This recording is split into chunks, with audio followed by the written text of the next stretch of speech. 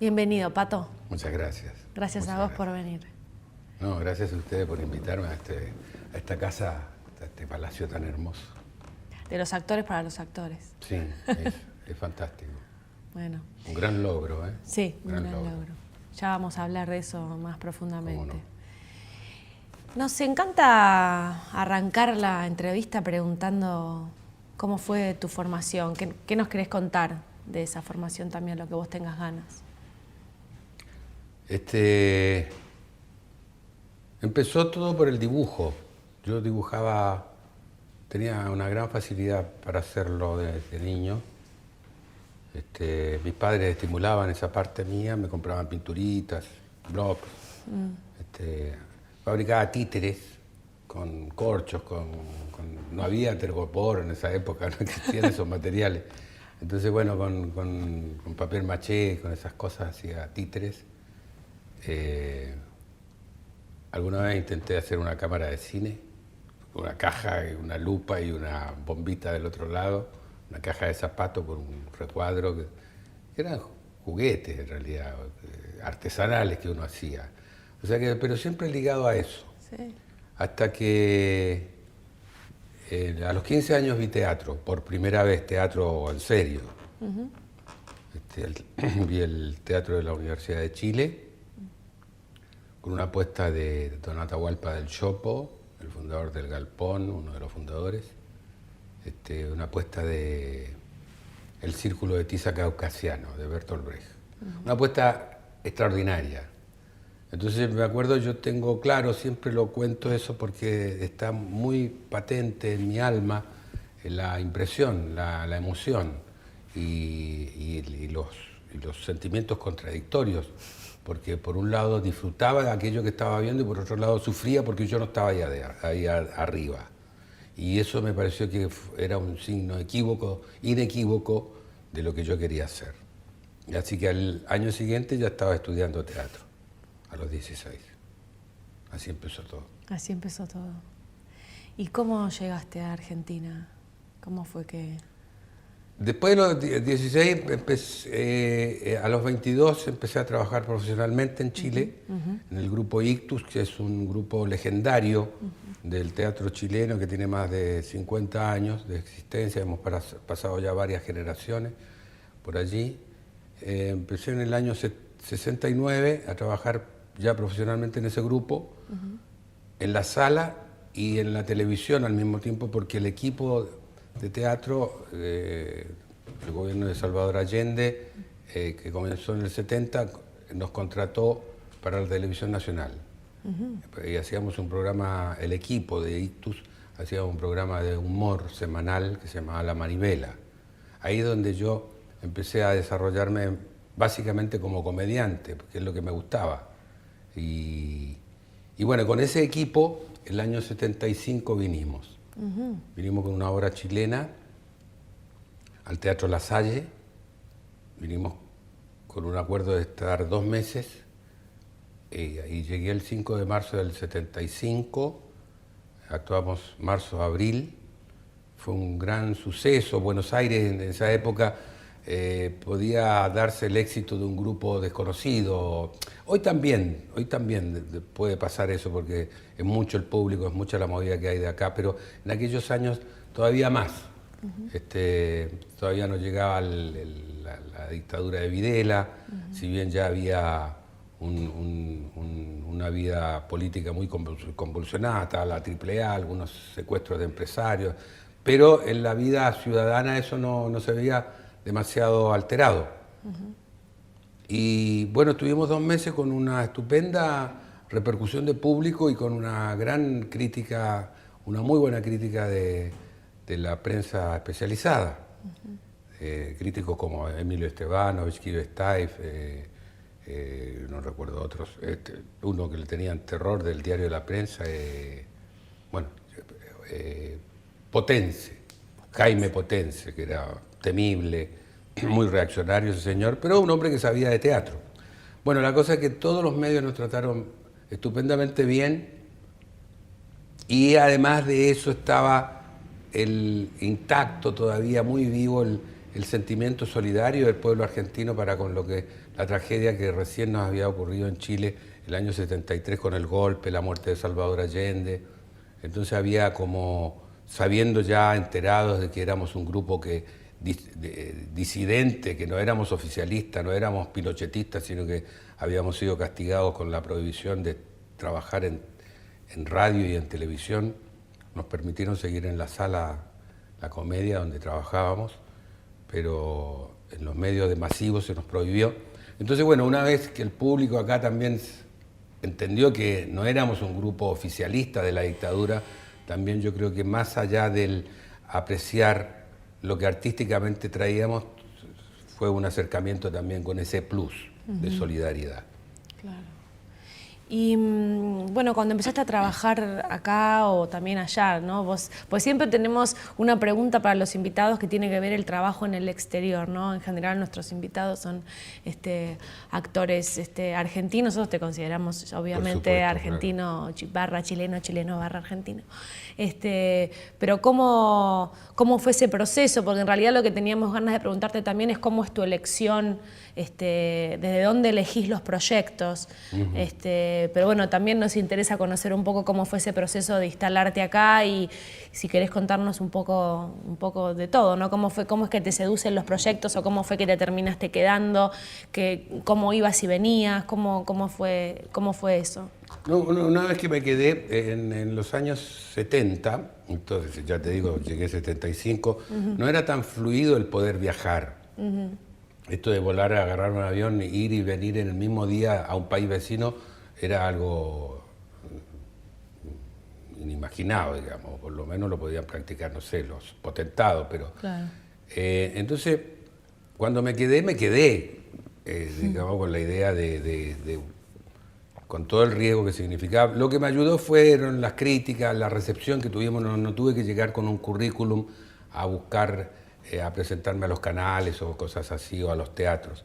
Entonces ya hubo una entrada, digamos, que fue auspiciosa por las buenas críticas, porque los compañeros fueron muy solidarios también, los compañeros de teatro, Gené, Villanueva Cose, Cosa, Aleso, Oscar Martínez, Juana Hidalgo, Segado, todos eran compañeros que nos iban a buscar al teatro cada noche después de la función y nos íbamos a comer. Entonces, Dragún, Somigliana, toda esa gente nos acogió muy bien. Entonces, yo ya, el primer trabajo que tuve fue cuando fue a verme Osvaldo Bonet, cuando se enteró, esa noche me conocía, se enteró que yo me quedaba unas semanas por lo menos, yo no declaraba que quería vivir en la Argentina, todavía no sabía muy bien, pero sí tenía claro que quería quedarme en esta ciudad tan cosmopolita y tan llena de actividad artística.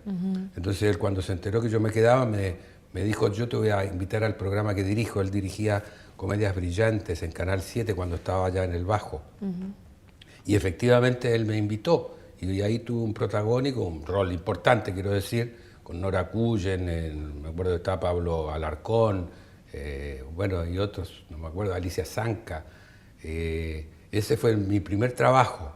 Entonces fue una entrada muy fácil, y haciendo que yo me sintiera en este lugar como en un lugar de pertenencia, mi lugar de pertenencia. Por eso yo he acuñado una frase algunos años que todos me disputan, todos dicen haberla inventado, pero estoy seguro que la inventé yo.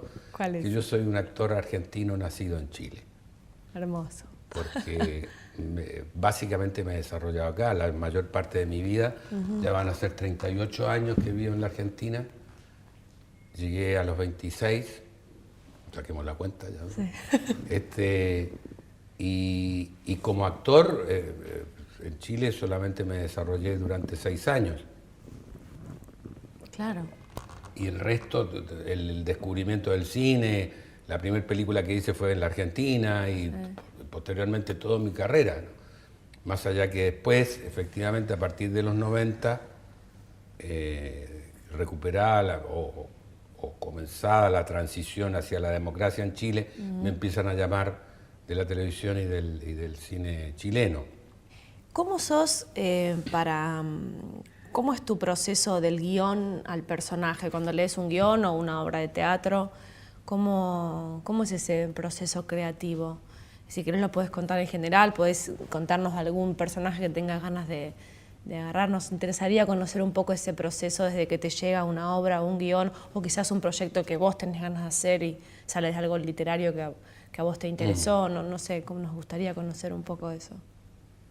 Es muy distinto el teatro, claro, al cine. Porque en el cine en el teatro es frecuente que yo interprete ya desde hace años protagónicos. Por un lado, en el cine no necesariamente es así. A veces lo soy, a veces protagónico, a veces un personaje más chico. Es distinto el enfrentar un personaje. A veces uno puede tener un personaje muy importante en cine, pero que tiene solamente 3 escenas o 2. Entonces, es un tipo de construcción distinta. El teatro, lo sabemos, es diferente. El teatro, yo creo que en la primera lectura ya me empiezo a enamorar, porque incluso con las obras que yo sé que no voy a hacer porque ya me doy cuenta que son malas o que no me interesan por alguna razón, pero siempre estoy mirando cómo haría yo el personaje. Y hasta me tiento de hacer esta obra tan mala, o que a mí me parece que es mala, porque se podría a lo mejor mejorar si se enfrenta de esta manera, o de esta otra. Y entonces, por lo tanto, me apasiona actuar. Y entonces ya en la lectura, y ya en la lectura en voz alta, ya uno, pues yo creo que es música el teatro. Viene de la música, se dice que nació de las fiestas dionisíacas, de la danza, de la música, de la celebración. Entonces yo creo que, y así como Borges decía que un buen texto había que probarlo siempre, digamos, para probar un texto había que probarlo siempre en voz alta, para escuchar la música, la respiración que tiene un texto. Y él decía que solía repetir los textos en voz alta, para hallarle la musicalidad, para que no renguee, para que tenga una linda respiración. Vos jugás mucho con eso, ¿no? Vos trabajás mucho con el decir, con el texto. Con la música, sí, con la musicalidad de un texto, porque con las pausas tácitas que pueden haber en un texto, que uno descubre que hay pausas, o por las propias que pueda indicar el autor, si es que la propone, y de las palabras. Yo creo que en las palabras está todo. La palabra tiene la virtud extraordinaria de evocar, de crear imágenes, de recordar sensaciones, de asombrarnos con un concepto, con una idea, con una conclusión, con una definición de algo, que nos pueda asombrar la inteligencia, no solamente emocionarnos, digamos, desde el punto de vista de lo afectivo, lo emotivo. Una palabra, una idea puede conmovernos en cualquier orden de nuestra existencia. Entonces creo que de las palabras va saliendo el personaje se define por las palabras, por los silencios, por las cosas que declara, por lo que no declara, por lo que uno supone que oculta. Y lo que me di cuenta, porque en alguna ocasión pensé que había encontrado la fórmula para construir un personaje, y no hay una sola forma. Depende del material, eso lo sabemos, si una obra es un clásico desde ya, si es un verso, ya sabemos qué dificultades puede haber. Pero una de las cosas que yo descubrí y que me ayuda es dibujar a los personajes, usando esa facilidad innata que tengo y que... Volviste al principio, Claro, ¿no? y tanto cuando tengo tiempo dibujo, sigo dibujando, intento pintar también. Entonces, pero los personajes los dibujo, cómo los imagino. Porque a mí una de las cosas que más me gusta del teatro es el disfraz. Hay obras que te permiten el disfraz y otras que no. Hay otras, yo ahora acabo de hacer un monólogo Ceniza que es absolutamente naturalista la actuación. Una actuación minimalista y naturalista, que es lo que exigía el texto. Pero hay otras en donde, qué sé yo, hace muchos años hice Muerte accidental de un anarquista, donde hacía 5 personajes. Entonces era una farsa desatada, en donde cada personaje era una máscara distinta. Entonces, bueno, esa parte del teatro es una de las que más disfruto. Entonces yo dibujo los personajes, te decía que así se parezcan o no a mí, pero me sirven para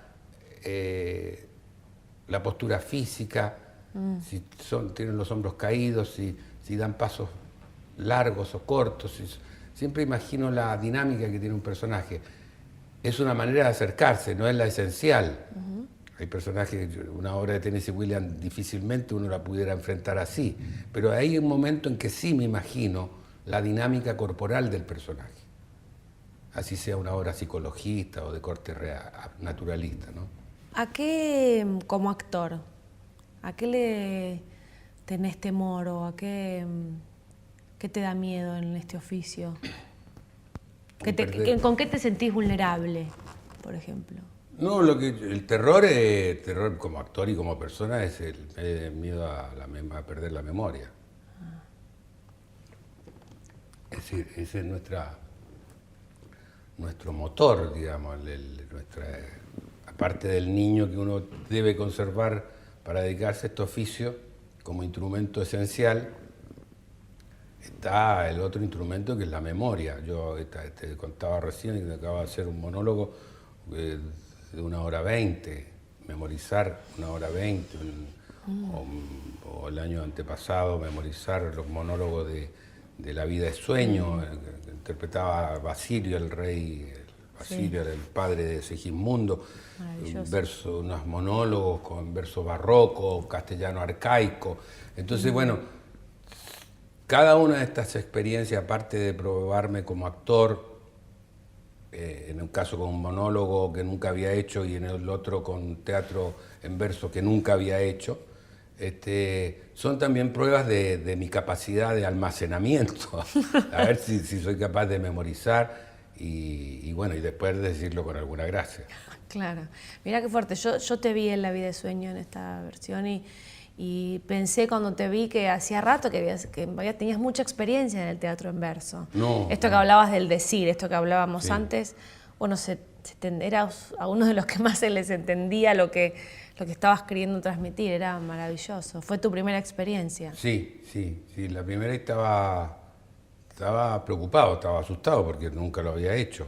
Se habla mucho de las dificultades que tiene y ciertamente las tiene, pero no más que cualquier otra obra, porque en definitiva se trata de entender qué hace uno, qué dice el personaje, qué quiere, con un idioma, porque es casi otro idioma el de Calderón de la Barca, ese castellano arcaico, pero es lleno de contenido, lleno de ideas, lleno de poesía, que te asombra cuando empiezas a entenderlo. Después el gran trabajo es que se entienda a los oídos y se entienda a los sentidos, que el público entienda lo que significa lo que uno está diciendo. Entonces, bueno, es un trabajo arduo, pero una experiencia bellísima que se vio coronada con un éxito inusual. El Teatro San Martín tuvo 8 o 10 meses esta puesta, con un éxito inusitado, pensando que es Calderón de la Barca, que no es un autor popular. Claro, hoy en día, ¿no? Claro, que siempre son más cortas, ¿no? Las temporadas del San Martín son 3, 4 meses. Acá se prolongó precisamente por la repercusión que tuvo, ¿no? Perfecto. ¿Cómo ves un poco las diferentes áreas de nuestro trabajo, el cine, la televisión, el teatro hoy en la Argentina? ¿Cómo lo ves? ¿O qué tenés ganas de decirnos dentro de esa pregunta? No tenés por qué especificar cada cosa. No, yo creo que la capacidad de generar cosas que tiene la cultura argentina es increíble. Si a uno lo becaran para ver todo lo que hay que ver en la Argentina durante un año, no alcanzaría. Así estuviera todos los días del mes y todos los días, digamos, del año dedicado a eso, no alcanza. No podría cubrir, porque cada mes, cada semana diría casi, hay un festival de tango, un festival de jazz, un festival de música barroca, un festival de una feria de libro para niños, una feria de libro para adultos, conciertos, campeonatos de tango, cine por los derechos humanos, festival de cine alternativo. Entonces es asombroso lo que se genera. Yo creo que a veces nos preocupamos nosotros en el teatro porque algunas salas no andan bien, porque no tienen repercusión las cosas como uno quisiera o como se lo merecería un producto determinado con determinada repercusión en la crítica y en el mismo público del cual se habla bien y sin embargo no camina como debiera.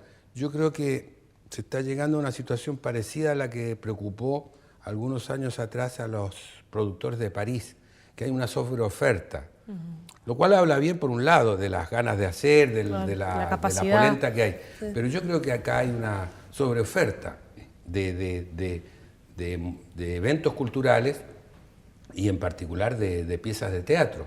Se llega casi a 300 títulos de pronto en lo más caliente de la temporada que están en cartel permanentemente. Un día a la semana, puede ser dos funciones, 3 funciones semanales, otras de 7 funciones semanales, pero es mucho lo que hay. Y yo creo que, bueno, precisamente esos son... Nietzsche se preguntaba si, hablando de cómo la cultura más luminosa, o de las más luminosas que ha conocido el hombre, como la griega, generó la tragedia. Historias tan tremendas como esas que escribieron Eurípides, Sófocles. Entonces él se preguntaba si no habrá una suerte de patología de la salud, que el exceso de salud provoca algún tipo de patología. Entonces, bueno, acá pareciera ser que hay un exceso de salud, un exceso de producción que genera de repente que no haya el público que uno quisiera. Suficiente. ¿No? Para que estén todos esos productos teatrales, por lo menos los que se merecen caminar bien, que tengan calidad, claro. que tengan público, que asista a la gente, ¿no? Sí. Y una cosa que me está preocupando seriamente, que antes me asombraba positivamente, y que me hace afirmar cada tanto que si no fuera por las mujeres el teatro se muere, cuando uno mira una sala, sí. Sobre todo las salas de los teatros oficiales, de los teatros más convencionales, del teatro, uno ve un 80% por lo menos de presencia femenina. Y uno dice, admirado, bueno, será que las mujeres tienen inquietudes más profundas, tienen más hondura, le otorgan un espacio importante de su existencia al espíritu, a la poesía, al arte, a lo que está más allá de lo cotidiano, de la competencia, del combate diario, que es el que entretiene al hombre. Pero ahora me ha empezado a preocupar que me parece que es tan así que ya no me provoca solamente admiración por la presencia femenina, me preocupa que no hayan hombres en el teatro, que no hayan espectadores varones. Es muy poco lo que se ve. Si uno cuenta... Están en pareja quizás, ¿no? Entonces a lo mejor lo llevó la mina. Claro, la arrastró más, la cara larga, voy a quedar dormido a los 5 minutos. Entonces que como que lo llevaron, como un calzonudo que lo llevaron de la corbata al teatro. Uno no lo ve al tipo como con polenta, que claro. Él llevó a la mujer y la sacudió del televisor y la sacó de ahí. No. Al revés, en general. Entonces me preocupa qué pasa con los hombres. Seguro que tienen mucho que hacer. No es fácil la vida actual, no es fácil salir a combatir, a cazar todos los días y volver a casa. Entonces quieren desparramarse con una cerveza, como Homero Simpson, y ver la televisión. Pero ahí creo que habría que, no sé, investigar qué pasa con que los varones no estamos yendo al teatro como van las mujeres. Muchísimas gracias. Muchas gracias. Gracias por venir. Un aplauso.